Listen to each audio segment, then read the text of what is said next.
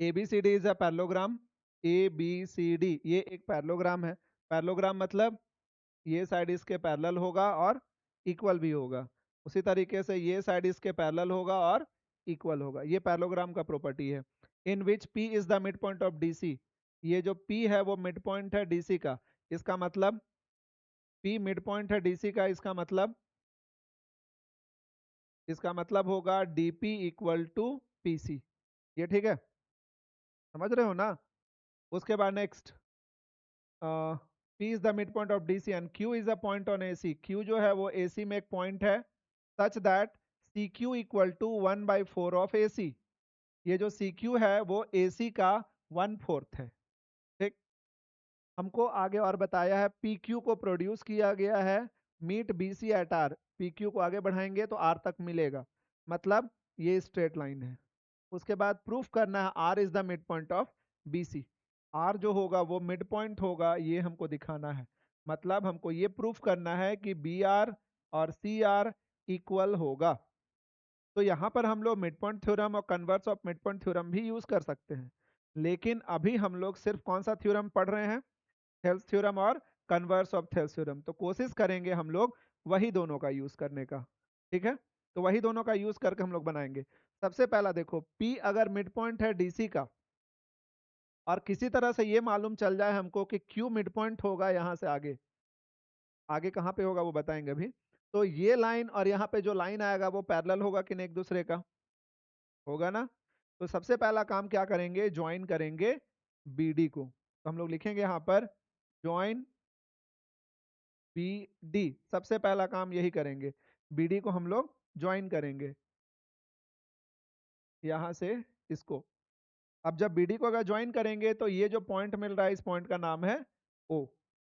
अब हम लोग को ये सोचना है कि P मिड पॉइंट है किसका, CD का, है ना।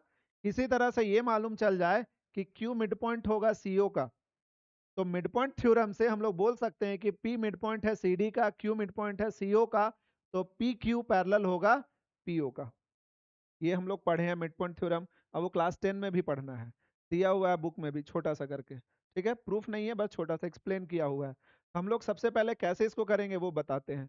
सबसे पहले यहाँ पे लिखेंगे P is the mid point of, P is the mid point of DC। इसको ले लेंगे इक्वेशन नंबर 1। ठीक है, अब आगे यहाँ पर ये बताओ, पैरेललोग्राम का जो डायगोनल होता है वो एक दूसरे को बाइसेक्ट करता है कि नहीं करता है। तो हम लोग बोल सकते हैं कि CO जो होगा वो AC का हाफ होगा। बोल सकते हैं यस और नो। यस, हम लोग बोलेंगे ABCD इज अ पैरेललोग्राम। और ABCD एक पैरेललोग्राम है, इसलिए इंप्लाई करता है AC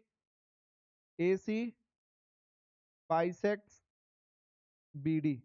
AC जो है वो BD को बाइसेक्ट करेगा। इसका मतलब ये इंप्लाई करता है CO जो होगा वो हाफ होगा किसका, AC का। होगा, होगा ना। इसको इक्वेशन नंबर ले लो 2। मे भी इसको थोड़ा सिंप्लीफाई भी करना पड़ सकता है हम लोगों को, आगे पता चलेगा। अब आगे यहाँ पे दिया हुआ क्या चीज देखो, CQ equal to 1/4 of AC। हम इसको थोड़ा एक लाइन और सिंप्लीफाई कर लेते हैं, हमको पता है करना पड़ेगा। यहाँ से 2 को इधर मल्टीप्लाई करो, 2CO इक्वल टू AC। इसे ले लो इक्वेशन नंबर 2।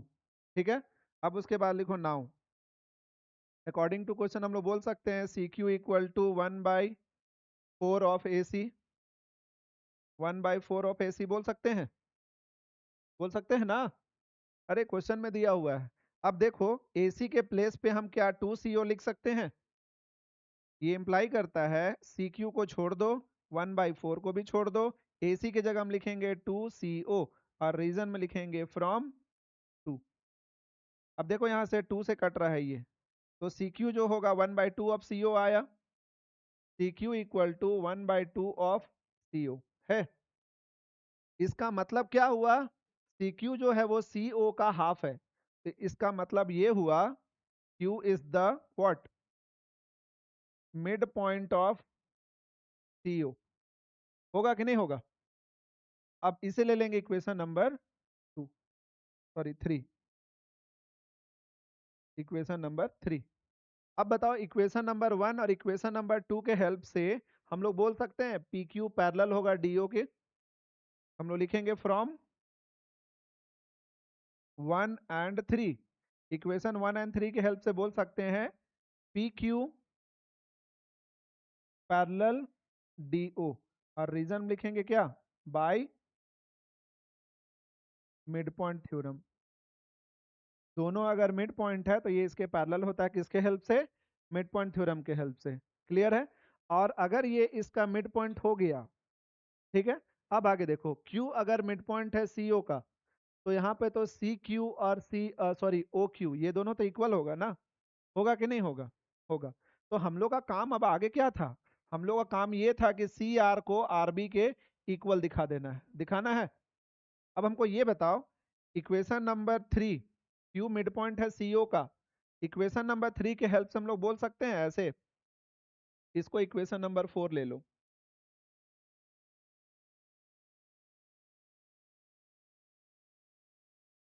Equation number 4। अब उसके बाद यहाँ पर हम लोग बताएंगे फ्रॉम 3, इक्वेशन नंबर 3 के हेल्प से Q अगर मिड पॉइंट है CO का, इसका मतलब C Q equal to Q O, ऐसे बोल सकते हैं।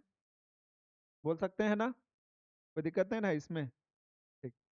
अब थोड़ा सा एक चीज समझो पहले कि जब हम लोग C Q equal to Q O लिख रहे हैं और हम लोग को मालूम है कि पी क्यू पैरेलल है डी ओ का, तो यहाँ से क्यू आर भी तो पैरेलल होगा ओ बी का। होगा कि नहीं होगा? होगा ना? यस। तो इसको थोड़ा सा एक इक्वेशन बना लो, इक्वेशन नंबर 5, क्योंकि ये करना ही पड़ेगा आगे।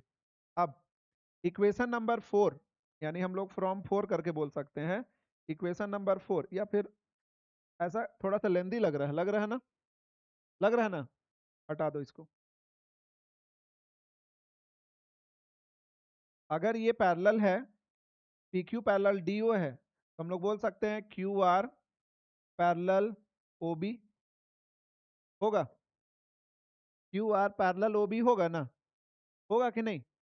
क्यू आर जब ओ बी के पैरेलल है तो हम लोग बोल सकते हैं C Q by Q O equals to C R by R B. बोल सकते हैं ऐसे। रीजन? By Thales theorem. ठीक। अब आगे देखो, ये Q मिड पॉइंट है CO का, इसका मतलब CQ और QO इक्वल होगा। होगा। तो हम लोग क्या CQ और QO को काट सकते हैं, या फिर QO के जगह में CQ लिख सकते हैं? लिख सकते हैं। देखो, इसमें क्लियर कट ये है कि अगर Q मिड पॉइंट है CO का, Q जो है वो मिड पॉइंट है CO का, इसका मतलब CQ और QO ये दोनों इक्वल होगा ना? तो हम लोग CQ और QO जब दोनों इक्वल है तो दोनों को काट सकते हैं। काट सकते हैं। हम लोग सीधे अगला लाइन में लिखेंगे C Q divided by Q O की जगह में सी क्यू लिखेंगे, और equal to C R by R B. और यहाँ पर रीजन में लिखेंगे फ्रॉम, फ्रॉम क्या? 3, Q is the mid point of C O, ऐसे। अब किसी को ये लगेगा नहीं सर हम सी क्यू यहाँ क्यू ओ को सी क्यू नहीं बल्कि हम सी क्यू को क्यू ओ लिखेंगे, कोई दिक्कत है उससे? नहीं। अब देखो यहाँ से सी क्यू कैंसिल हो गया, यहाँ पे क्या बचा? 1, और यहाँ पर भी 1।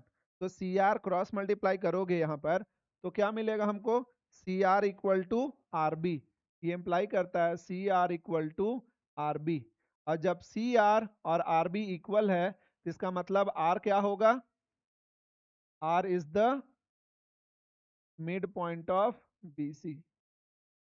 समझ में आया? क्लियर है सबको?